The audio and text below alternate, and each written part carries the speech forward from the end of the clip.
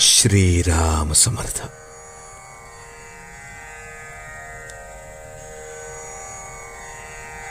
नाम घेतल्याने आपले अवगुण कळून येतील. जगातली अनेक साधने जरी पाहिली तरी त्या सर्व साधनांची पहिली पायरी ही की मनुष्याला त्याचे अवगुण दिसू लागणे. जसजसे साधन वाढत जाईल तसतसे आपल्यातले अवगुण प्रखर रूपाने दिसू लागतात आणि त्या अवगुणांचा पुढे डोंगरच वाटू लागतो. हे परमेश्वरा, इतक्या अवगुणांनी मी भरलेला असताना तुझे दर्शन व्हावे अशी मी कशी अपेक्षा करू?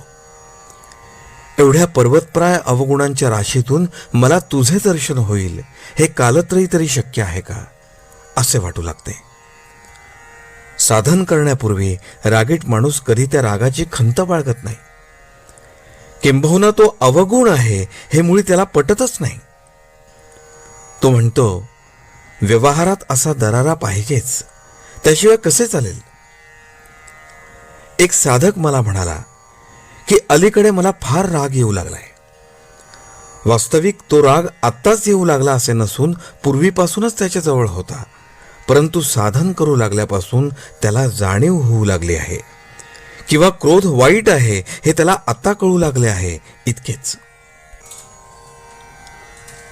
एक लग्नाचा मुलगा होता.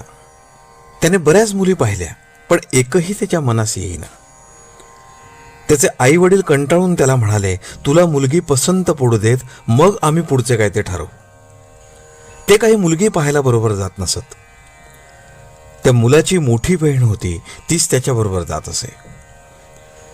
एका ठिकाणाहून मुलगी पाहून आल्यावर मोठ्या बहिणीने त्याला विचारले, कशी वाटली रे तुला?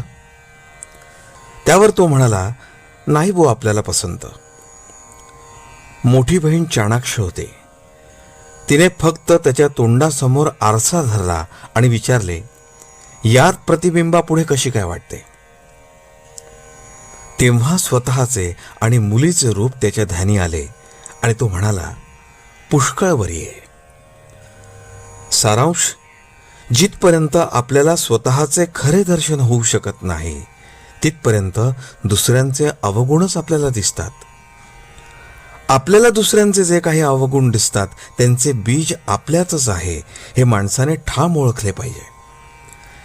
तेव्हा दुसऱ्याचे अवगुण पाहण्याची वृत्ती आपण प्रथम टाकून दिली पाहिजे. दुसऱ्याचे अवगुण पाहणे हा साधा नेहमीचा व्यवहार आहे, तो परमार्थ नव्हे. खरा परमार्थी जो असतो तो सतत आत्मपरीक्षण करत असतो. त्याला दुसऱ्याचे अवगुण दिसतच नाहीत. त्याला आपल्याच अवगुणांचे इतके दर्शन होते की त्या मानाने इतर सर्वजण त्याला परमेश्वर रूपच भासतात आणि हाच खरा परमार्थ. आजचे बोधवचन. आत्मपरीक्षा करून स्वतःमधील अवगुणांच्या बीजाचे उच्चाटन करणे हे फार मोठे साधन आहे आणि हे साधण्यास नामस्मरणासारखे दुसरे साधन नाही.